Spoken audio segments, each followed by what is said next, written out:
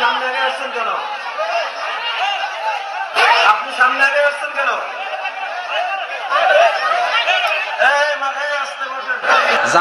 জামাত ইসলাম যদি স্বাধীনতা বিরোধী দল হয়, আপনারা জোট করেন নাই তাদের সাথে? চরমনাই পীর সাহেব যেটা বলছে, চরমনাই পীর সাহেব বলছে ইসলামের স্বার্থে। আমি কিন্তু ভয় করে এখানে আসি না কাউকে। আমার জীবন আল্লাহ দিছে, মরণ আল্লাহর হাতে, আমি কিন্তু কাউকে ভয় করি না। আসলে রাজনীতি জনগণের সেবার জন্য, মানুষের শান্তি শৃঙ্খলার জন্য, মানুষকে নিরাপত্তার জন্য রাজনীতি, ইনসাফ প্রতিষ্ঠা করার জন্য রাজনীতি, যেটা আমার নবী করে গেছেন, যেটা হযরত ওমর করে গেছেন, যেটা আবু বকর করে গেছেন, যেটা ওসমান করে গেছেন, যেটা খোলাফায়ে রাশেদা করেছেন, যেটা তাবেঈনা আকাবিররাও করেছেন। ঠিক কিনা জোরে বলেন? যদি সবাই ইনসাফ ভিত্তিক রাষ্ট্র চান, যদি আপনার দেশকে আপনি সোনার বাংলা হিসাবে দেখতে চান, যদি আপনার রাষ্ট্রে গুম খুন হত্যা রাহাজানি অন্যায় না দেখতে চান, যদি আপনি আপনার রাষ্ট্রকে বিশ্বের শ্রেষ্ঠ মডেল রাষ্ট্র হিসাবে দেখতে চান, তাহলে ইসলামকে ক্ষমতায় বসাতে হবে। ঠিক কিনা জোরে বলেন?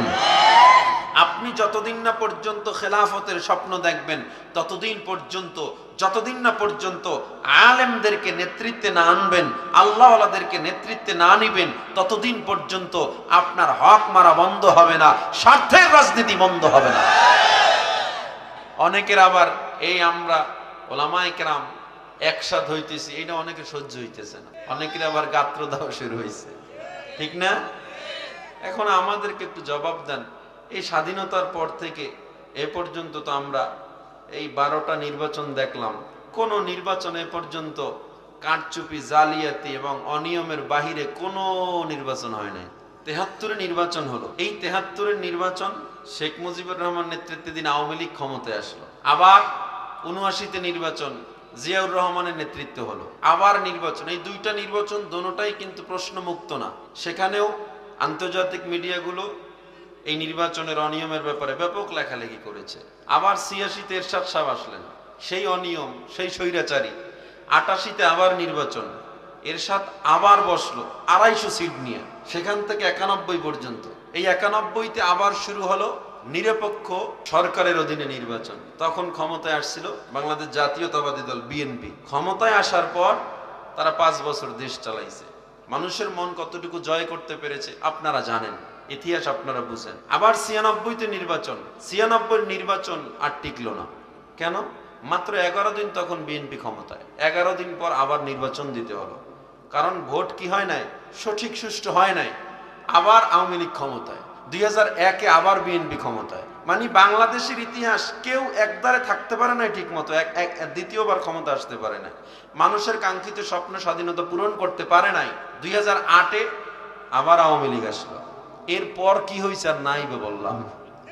8-এর পর যা হয়েছে, আমরা চিন্তা করছি সকালে ভোট দিব ফজর পইরা, হেরা চিন্তা করছে তাহাজ্জুদের সময় দিয়ে রাখি।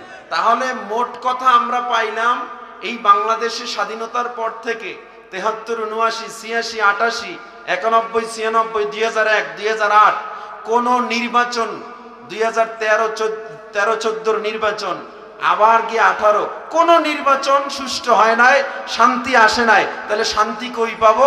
শান্তি পাবো একমাত্র এই কোরআনের ভিতরে। ঠিক কিনা জোরে বলেন?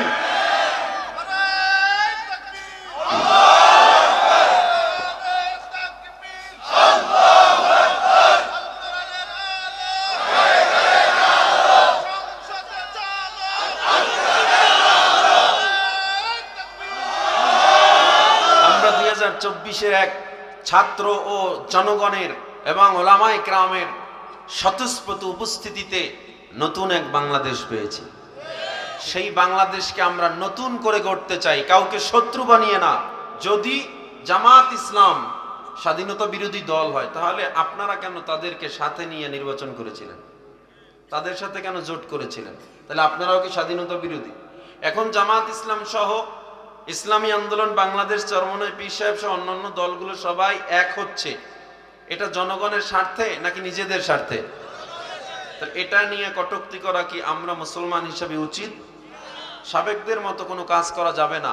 একসাথে কাজ করে দেশকে এগিয়ে নিতে হবে। কোনো ধরনের কথা বলা যাবে না যাতে আবার নতুন করে দূরত্ব সৃষ্টি হয়। যে যতটুকু কাজ কর, হ্যাঁ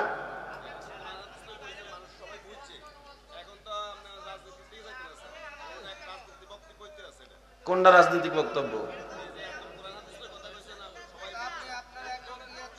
কিতে?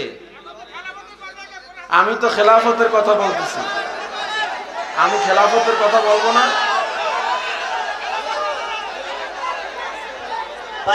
আপনি আমার কাছে আসেন,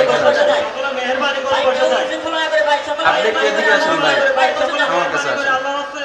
আচ্ছা আপনারা চুপেন। আপনারা কোরআনে কি বুঝেন? কোরআনের কথা কি বুঝেন? কোরআনে কি রাজনীতি নাই? কোরআনে কি রাজনীতি নাই? তাহলে আমি বলবো না? কি দিচ্ছেন আপনি? আপনি সামনে আগে আসছেন কেন? আপনি সামনে আগে আসছেন কেন? এই মাথায় আসতে বসেন।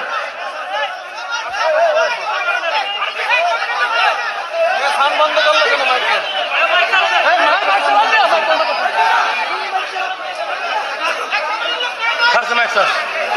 আশ্চর্য ব্যাপার।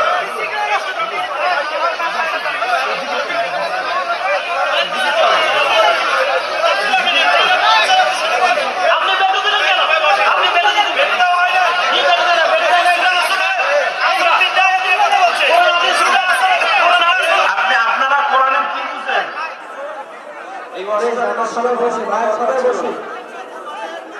সবাই বসে আমরা আদব রক্ষা করি। এলাকার সম্মান নষ্ট হচ্ছে, এলাকার সময় নষ্ট হচ্ছে ভাই, সম্মান নষ্ট হবে বেশি। আমি কিন্তু ভয় করে এখানে আসি না কাউকে। আমার জীবন আল্লাহ দিচ্ছে, মরণ আল্লাহর হাতে। আমি কিন্তু কাউকে ভয় করি না।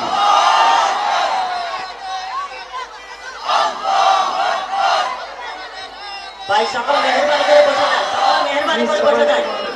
ভাই কেউ উত্তেজনা না করে, ভাই সকল মেহরবানি করে আল্লাহর রাস্তায় ভাই বসে যান। বসবেন, একটু বসেন ভাই, সবাই একটু শান্ত হন। সবাই একটু বসেন, অনুগ্রহ করে আমার এই কথাটুকু রাখেন। একটু বসেন। এখানে কেউ আমার শত্রু না, আমিও কারো শত্রু না। বসেন সবাই। আপনারা আপনার নিজের দলের বদনাম করতেছেন, আপনার নিজের দলের বদনাম করতেছেন আপনারা।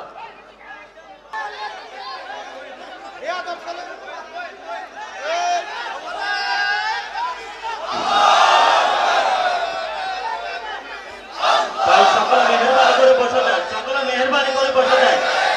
ভাই কেউ উচ্ছৃঙ্খলা না করে, ভাই সকল মেহরবানি করে আল্লাহর রাস্তায় ভাই বসে যান। ভাই সকল সবাই একটু বসেন। আমি বলতেছি বসেন, প্লিজ বসেন। ঘৃণা দূরত্ব চাই না, ওলামায়ে কেরাম কখনো এটা চায় না।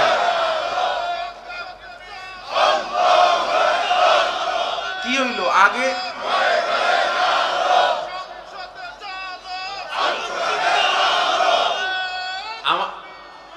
আমার দিকে একটু লক্ষ্য করেন, কলিজার টুকরো আমার যুবক ভাইরা। আমার যদি দুইটা কথা শুনেন হয়তো বিষয়টা ক্লিয়ার একটু বুঝবেন। বসেন, হ্যাঁ বসেন।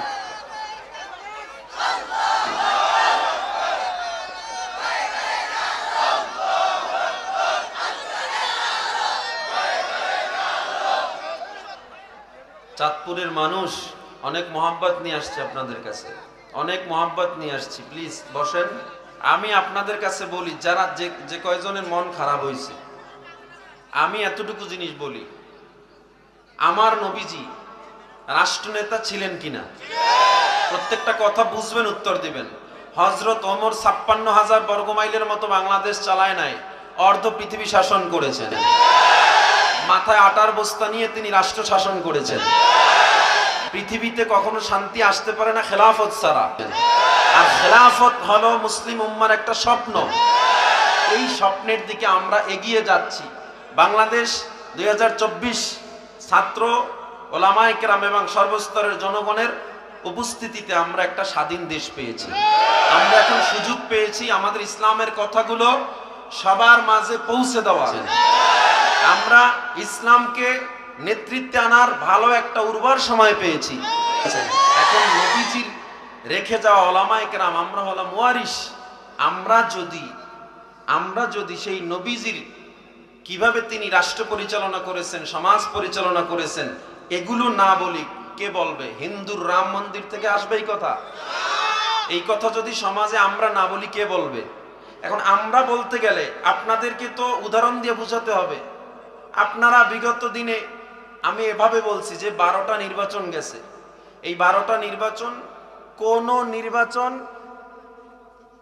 কারচুপি এবং জালিয়াতিবিহীন কোন নির্বাচন হয় নাই। তাইলে প্রমাণ হয় যে আমরা আসলে কাঙ্ক্ষিত স্বাধীনতার পরিপূর্ণ স্বাদ পাই নাই। কেমনে পাবো? আমি বলছি এই কোরআনের ছায়াতলে আসলে পাবেন। এই কথাটা কি আমার ভুল হয়ে গেছে? এরপরে আমি বলছি যে আমরা যখন এই কোরআনের ছায়াতলে আসার জন্য সব দলগুলো একটু এক হচ্ছি, কিছু কিছু লোক এটা খুব খারাপ লাগতেছে। কেন? সে কি ইসলামের বাহিরের লোক? খারাপ লাগতেছে। ডিরেক্ট মিডিয়ায় আমাদের নিয়ে কথা বলতেছে, মানে জামাতের সাথে ওলামায়ে কেরাম চরমনাইওয়ালারা এক হইছে, তার মানে জামাত স্বাধীনতা বিরোধী দল, এর সাথে চরমনাই এক হইছে। আর চরমনাই হলো সাবেক ফেসিবাদীর কি সহযোগী ছিল। যদি সহযোগী থাকতো 4 আগস্ট মুফতি ফয়জুল করিম, মুফতি রেজাউল করিম তারা কি করেছিল? 4 আগস্ট ঘোষণা এসেছিল যে 5 তারিখ আমরা গণভবন ঘেরাও করব। ফেসিবাদের সহযোগীরা এই কথা বলতে পারে না। আবার ময়দানে নেমে ফয়জুল করিম গুলির সামনে হেঁটেছে, রেজাউল করিম সহ নেতৃত্বে অনেক লোক গুলির সামনে হাঁটছে। কেন? যদি তারা সহযোগী হতো, ওই তারা বইলা দিত যে গুলি করবা, চরমনা ইসলামী আন্দোলন মানুষের গায়ে যেন না লাগে। এটা কি সম্ভব? তাইলে তারা গুলির সামনে নামছিল, মানে তারা কি ফেসিবাদী সহযোগী ছিল?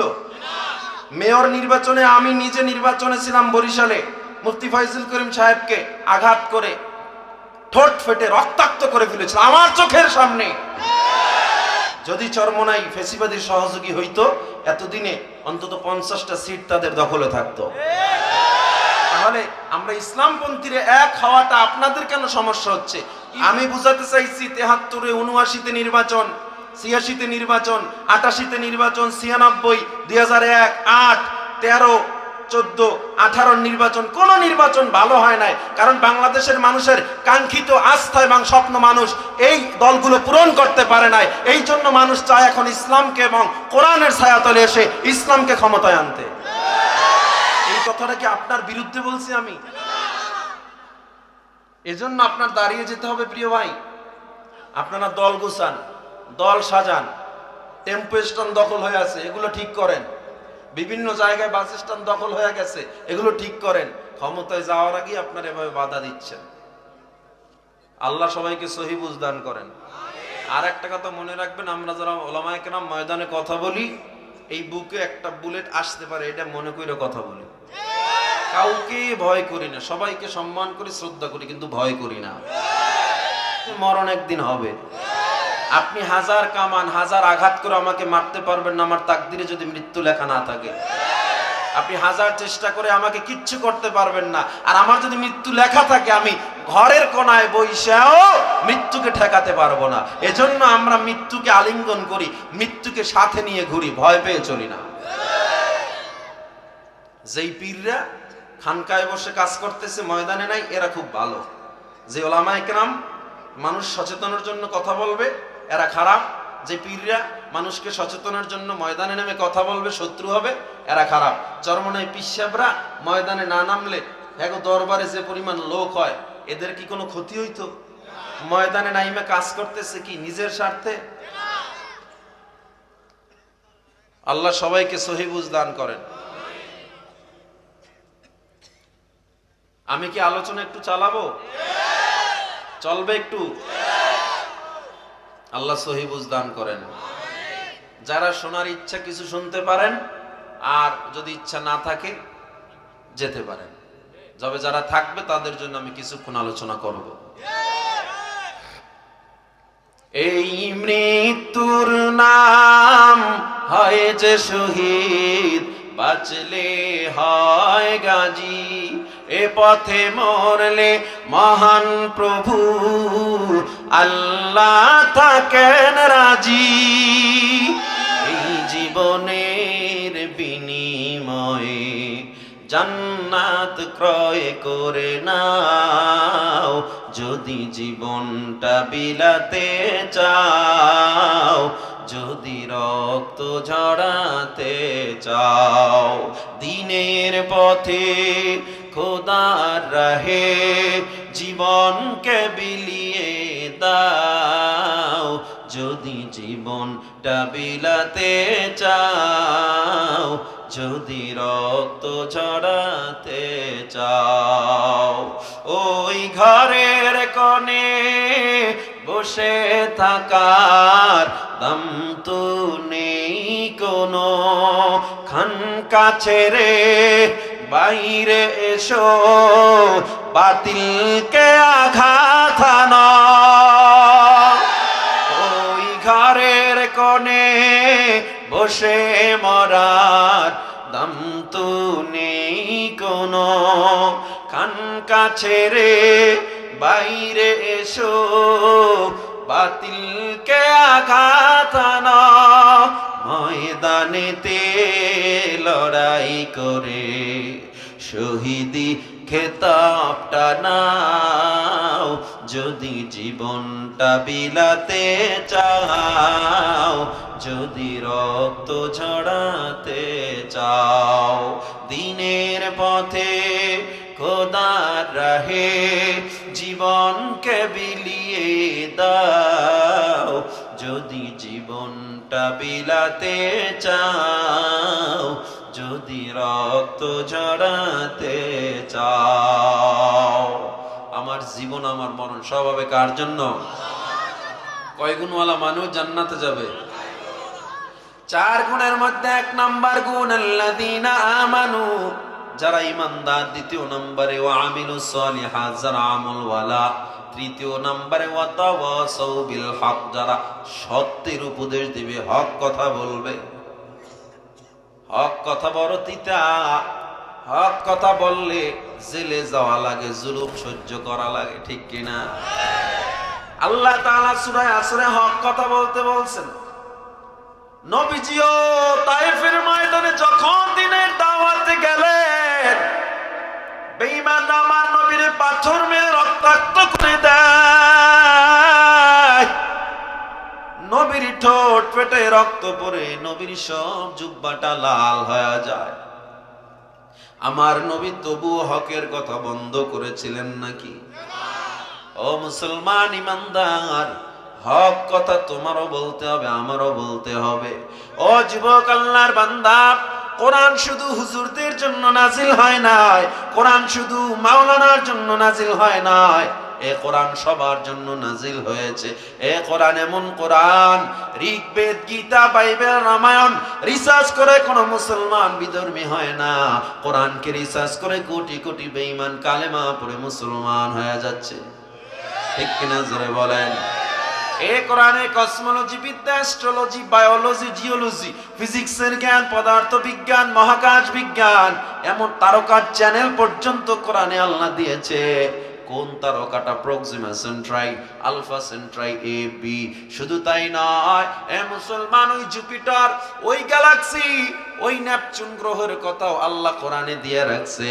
সুতরাং তুমি যদি তোমার সব জিনিসের সমাধান চাও, কোরআনের দিকে নজর দাও, কারণ পৃথিবীর সর্বশ্রেষ্ঠ সমাধানের গ্রন্থের নাম হলো কোরআন।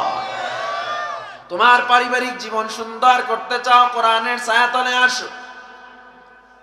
তোমার সামাজিক জীবন সুন্দর করতে চাও, কোরআনের কাছে আসো।